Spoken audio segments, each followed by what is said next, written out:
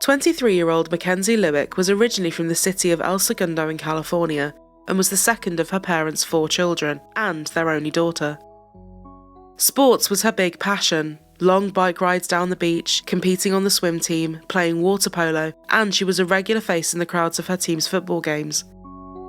When it came time for her university decisions, California-loving Mackenzie wanted to see more and feel independence she didn't think she'd get from staying close to home. She settled on a place almost 700 miles away, the University of Utah, to major in kinesiology and pre-nursing and minor in health.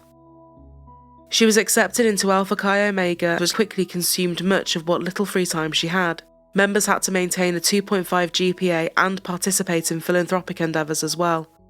That, alongside the 2 jobs Mackenzie worked, meant she was always busy, and now in her 3rd year, she decided to drop some classes and be a part-time senior.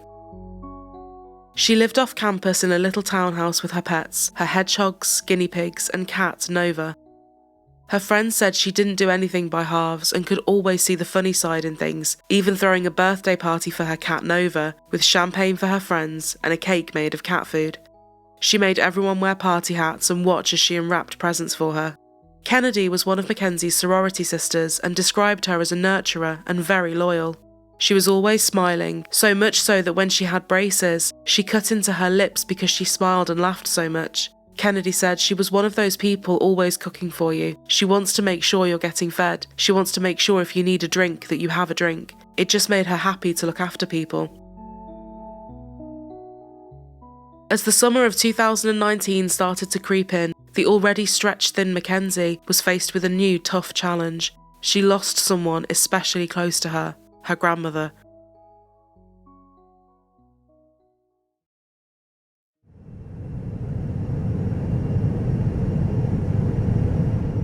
In mid-June, she flew out to Los Angeles for her funeral, and on June 17th at 1 a.m, she landed back at Salt Lake City International Airport.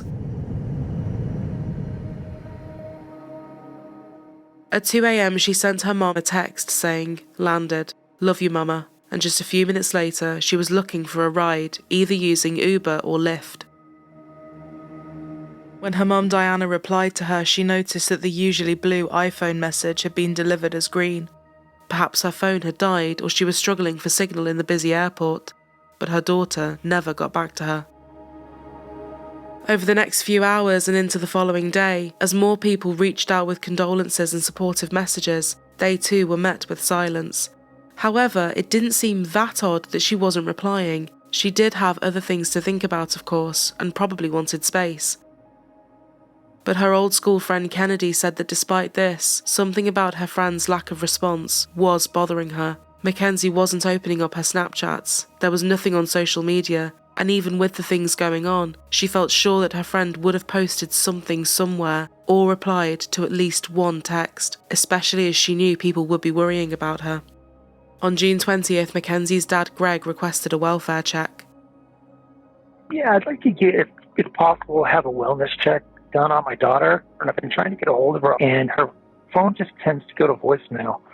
I was just wondering if I could have somebody maybe go by her house and check on her.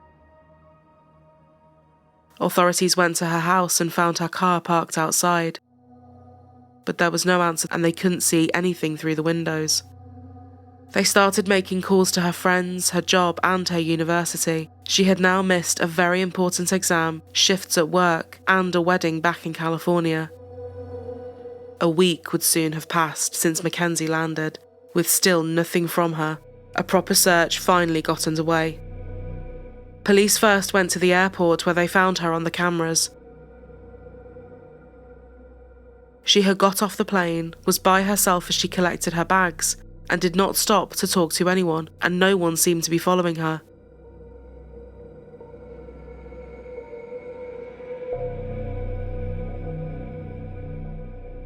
About 40 minutes after she landed, Mackenzie got a ride via Lyft to Hatch Park. This was about 9 miles from her townhouse.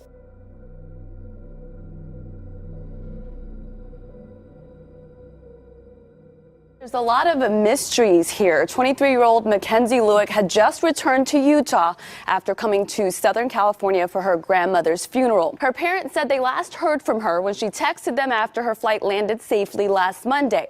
After that, she ordered a lift to an address in North Salt Lake, but friends say Lueck didn't live there and they don't know why she went there. Lueck has been absent on social media, and her friends and sorority sisters have been passing out flyers hoping someone will come forward with information.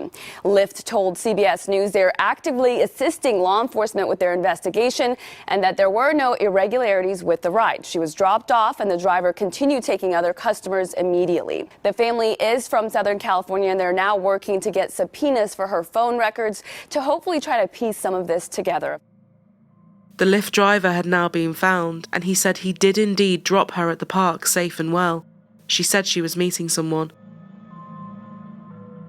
He did think it was a strange place to be asked to go, but nothing really stood out to him about her demeanour, and she didn't seem upset or nervous. Mackenzie had even made a point of admitting that it was an odd place to be dropped off, but she didn't elaborate and carried on texting someone. When he pulled up, he had spotted a car already parked, and as he was helping her with her bags, out of the corner of his eye, he noticed someone get out of the car. But it was so dark and far away he couldn't say anything about this person. It was just a dark, blurry outline.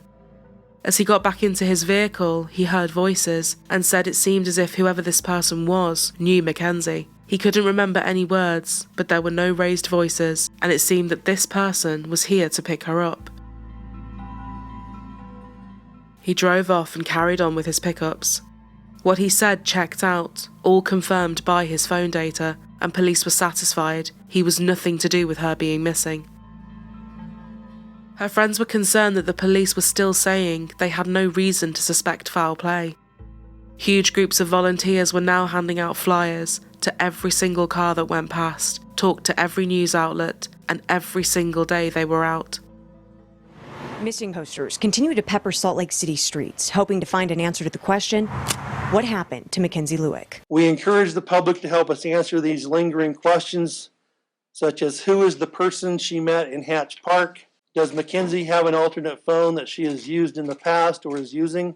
Does she have social media accounts that we don't know about? Is anyone in contact with Mackenzie online currently or within the last week? Now the SLCPD says that they don't even know the make or the model of that car, or even whether it was a man or a woman behind the wheel that morning.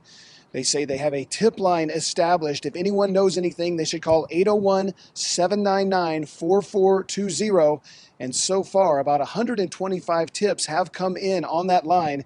They have also asked the FBI for their assistance in this investigation. Police finally got a big tip-off from a former Salt Lake City police officer turned private investigator, Rob Joseph. He had seen the 23-year-old's picture and suddenly remembered he had actually had an encounter with her a few weeks before she vanished. Rob and his friend had randomly bumped into Mackenzie in a bar. He described her as being chatty and friendly, and they spoke for about an hour over some drinks.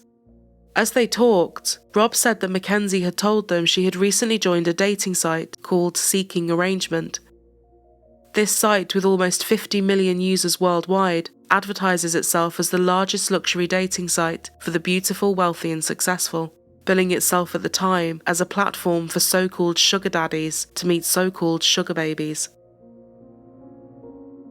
Rob said she didn't go into detail about what she was looking for, but she had had 2 pretty serious relationships prior to this and was now single and just living her life. This was a pretty big lead and a huge surprise for a lot of people. They had no idea Mackenzie was on this site, and it seemed that she had been keeping a lot about her life very secret. They felt sure that the person she had met in the park was likely someone linked to Seeking Arrangement. Rob Joseph found Mackenzie's profile, and her last activity on the site was June 16th, a mere matter of hours before she went missing. Police say there's been no activity on her phone and her bank accounts have been untouched. A look into her finances showed them that the plane tickets had been paid for by men she had met on the site, and there was a random bank account where $300 had been deposited by someone else too. Mackenzie's dad, Greg, told police that after she went missing, he found a separate bank account in her name, something they were all totally unaware of. Using these profiles, they began jumping through social media, person to person, page to page. Mackenzie had very recently followed a page on Instagram called Fatherless, and it was via this and phone records from her network provider they found a number she had been texting. The phone was linked to a Salt Lake City home, which was owned by 31-year-old Ayoola Ajayi, known as AJ. He was recently divorced, lived close to Hatch Park, and according to his profiles worked as a support analyst for Dell, and was a part-time model. From the outset, everything seemed almost too normal. AJ had no criminal history that they could see, shared a home with a couple of people renting his basement, which was an Airbnb, and he spent most of his time working. But some very disturbing things were about to come out about him, and police soon felt certain this was the person behind whatever had happened to Mackenzie Lueck. AJ had attended Utah State University on a student visa, but only sporadically went to his classes. After this, he got a green card so he could stay living and working in Utah, and alongside his day job, he had also written a novel. The plot of which was a young man who witnesses 2 murders and must decide if he wants to pursue a life of crime. He talked about burning bodies, and in his author profile he said, survived a tyrannical dictatorship, escaped a real-life crime, travelled internationally. His now ex-wife lived apart from him and was staying in Dallas. She said she had stopped talking to him completely because she was so terrified of him. He would often threaten to have someone kidnap her and kill her, and she had had to change her number, block him on everything, and eventually divorce him in January 2019. He had been investigated for rape in 2014 and assaulting a woman in 2018, but no charges were ever filed. AJ told police that he had never spoken to Mackenzie and had no idea who she was. When asked why his number would be linked to her, he told officers that the text may have been sent by someone staying at his house. A local contractor named Brian told detectives that AJ had messaged him about building a hidden, soundproof room with a thumbprint lock behind a secret door in his house. AJ told him money was no object, but he needed a quick turnaround. He wanted to get it all finished before his girlfriend came into town. He asked why, and AJ said he wanted a place to hide his alcohol, as his girlfriend was Mormon and didn't know he drank. Although Mackenzie was brought up in the Church of Jesus Christ of Latter-day Saints, she openly didn't practice it. Who he was referring to remains unknown. Brian said, the reasons he was giving me just didn't add up to me, and I had a gut feeling, and I just had to walk away. He was only inside the house 30 minutes. When me and my nephew left, we got in the truck and I looked at him and I was like, that was weird, right? And he's like, yeah, that was hella weird. We're not doing this job, right? And I was like, hell no, we're not. The plan never went ahead, but AJ continued to message him about it. AJ then voluntarily walked into the police station with a slightly different story. He admitted that he and Mackenzie had actually talked briefly after meeting on seeking arrangement, although she had stopped talking to him soon after he made contact. He said, so she stopped responding once I sent out my pictures. I thought maybe she just doesn't want my type of race, so I just stopped responding to her. But he had finally admitted to communicating with her, and this was enough to issue a search warrant at his Fair Park home. Is there anyone else in there? Let's make sure.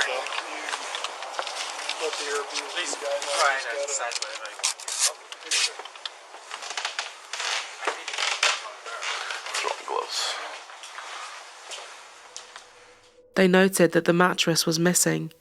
His house smelled like bleach, and there were multiple cameras in every room.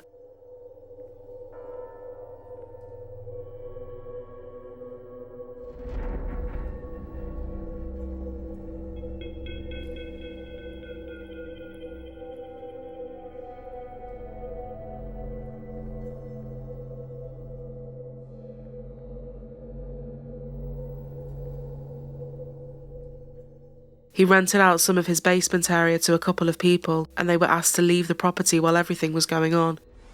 Hi, it's the police department. Are you renting this room? Yes. Okay. We are going to be serving a warrant on this house. Is there anyone else in this room? Get my No, nobody's here, just me. Just you? I mean, am I going to be able to come back in here? It may be a while.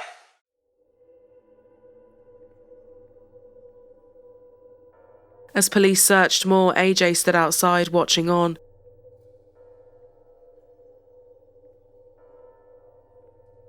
Yeah, if you want to move to the shade, that's fine, but don't move the door.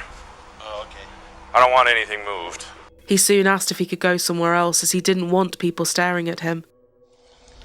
But I will be there, and I don't have a phone, but if you guys walk in, I will sit where you can see me. All right, AJ. Good luck, man. So is that where you'll probably be?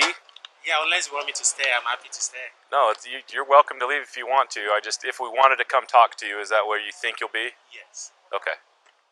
All right. Good luck, man.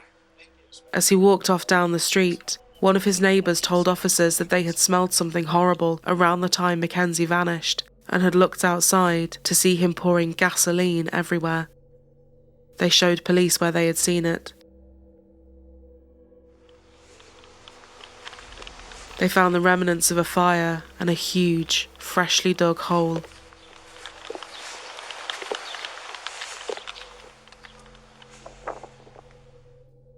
A cadaver dog reacted quickly, ran straight to the patch of dirt and lay down on it.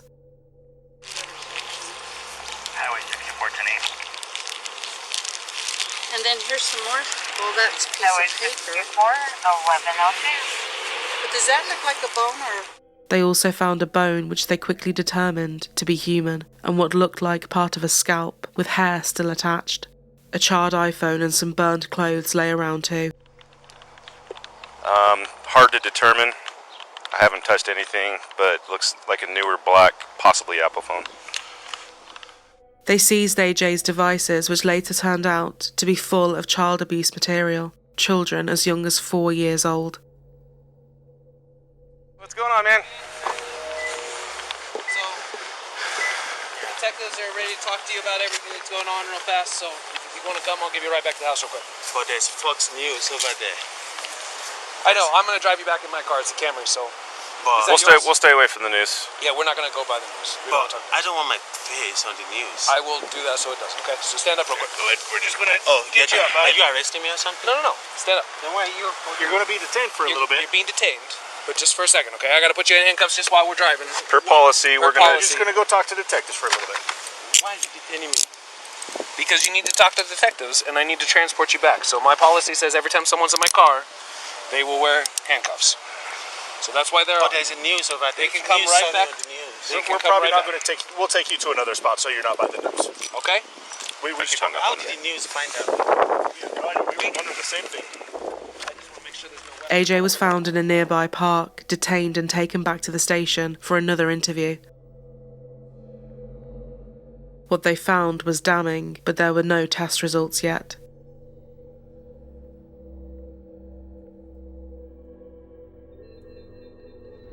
Over the following couple of days, phone records put both Mackenzie and AJ together at Hatch Park, within less than 1 minute of each other. His car was also seen pulling into the park at 2:48 a.m. 10 minutes later, her last text to him was sent, and her phone was then turned off at 2:59 a.m., never to be turned back on.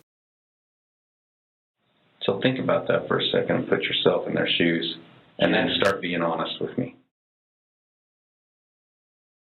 We have had a week and a half now to prepare, and we have been very busy because I care about Mackenzie, and I want her. I think you did care about her. I agree. And I know that there's more for you to tell me, and you're holding back, and I don't understand why. AJ, I just told you that your phone records and the location put you up at the meet.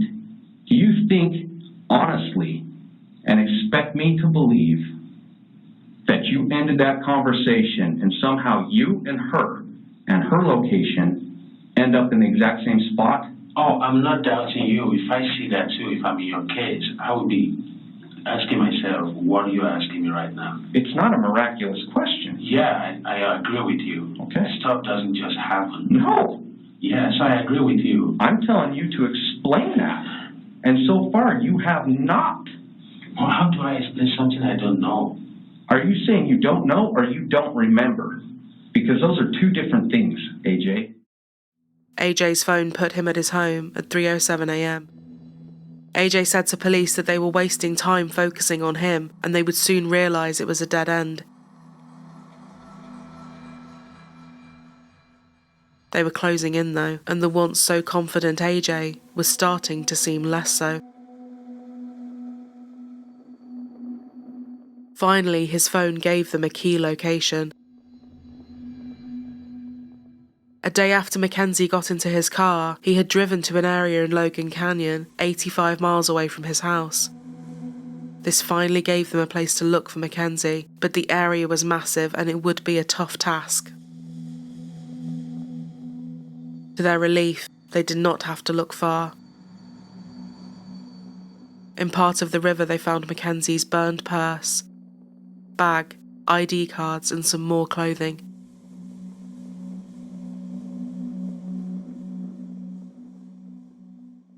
The items found in his home were all a match to Mackenzie.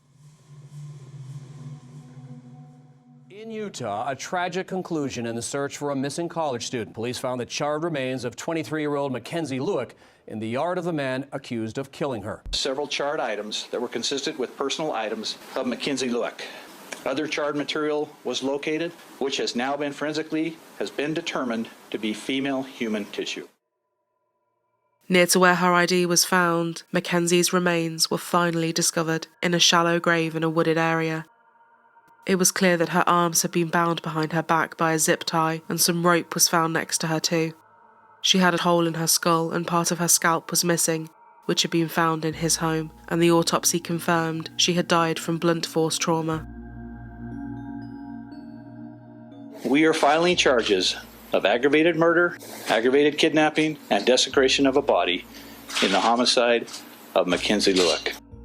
This is one of the most difficult phone calls I've ever made, as both Greg and his wife Diana were devastated and heartbroken by this news. Police arrested 31-year-old Ayula Ajayi on suspicion of the kidnapping and murder of Mackenzie Lueck.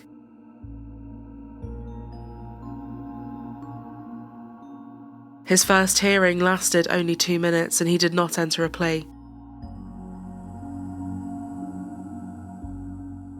But the prosecution had a vast amount of evidence against him, and his ex-wife said she was so disgusted and upset at what he had done, she was more than willing to testify against him in court.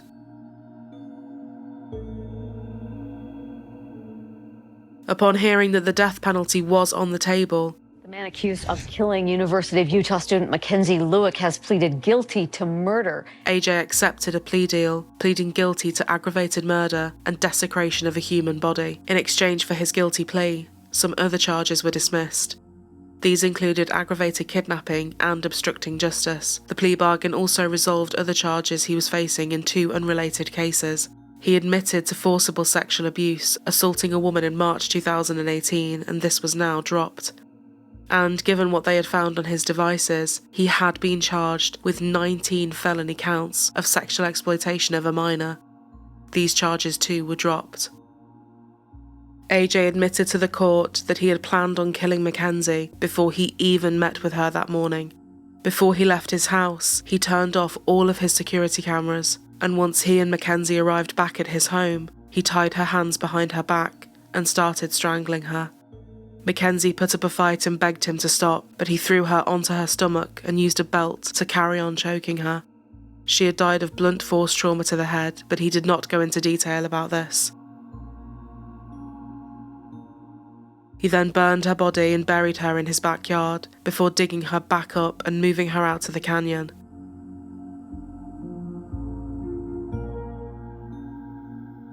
AJ addressed Greg and Diana Lueck in court. "I'm sorry for what I did. I deserve what I'm going to get. I know this won't bring her back." To this day, the prosecution and police are still confused and in the dark as to why he did what he did. The district attorney said, "Most homicides we deal with have clearly identifiable motives: financial gain, revenge, perceived wrongs. But that doesn't exist in this case. Without having met her in person before, he already decided to murder her. The only conclusion that evidence suggests is that Ayoola Ajayi simply wanted to know what it felt like to kill. This was murder for murder's sake. Today, the man who pleaded guilty to murdering 23-year-old Mackenzie Lueck, Ayoola Ajayi, was sentenced to life in prison without parole. There is no sense of perfect justice here. There's just an accountability. And the one thing that our community can rest assured with and her family can rest assured with is that Mr. Ajayi will spend the rest of his life and he will die in prison.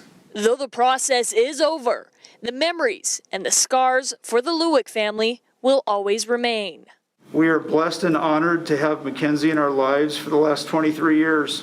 The judge says Ajayi pled guilty to the 3 most severe criminal crimes. He will serve each of those crimes consecutively. One of Mackenzie's friends, Katie, added, "No person, regardless of their gender or dating life, deserves to die. Mackenzie is not responsible for the death. There's only one person responsible for that, and we're here to hold him responsible. If Kenzie knew what was going to happen, she would not have met with that individual at the park. Her death is not her fault, and for people to say things other than that is hurtful. It's hurtful to other victims out there. It just doesn't make sense." Her friends and family set up a non-profit organisation called Mackenzie's Voice. Her friend Ashley said, "We learned that there's not really a handbook or manual or toolkit for friends or family members when their friend goes missing. When Mackenzie went missing, the first thing we said is, what do we do? What is there to do? Helping other families and friends figure out what to do when their loved one goes missing is the motivation behind Mackenzie's Voice. The nonprofit organization, started by the same friends who launched the initial search for Mackenzie last month, wants to provide that toolkit with resources such as media lists and guidelines for statements. Mackenzie's Voice also wants to provide educational opportunities for young men and women about safe online dating practices. We were fortunate in a way where her case has gotten a lot of attention, and I don't know if we would have found her or this person if it didn't. So they're paying it forward for Mackenzie. She wanted to be a nurse, very service-oriented, and that's why we really want to pursue this nonprofit, because we know it's something that she would have wanted us to do. Mackenzie's mom said that her daughter was a real spitfire, a loyal friend to the end. Her friends carry on throwing birthday parties for Nova, always remembering to laugh about the good times and fun memories they had together. Ashley added, "This person took away our friend, but he will not take away our strength. We will continue to advocate for victims of violence in our community, and will continue to use Mackenzie's Voice for good."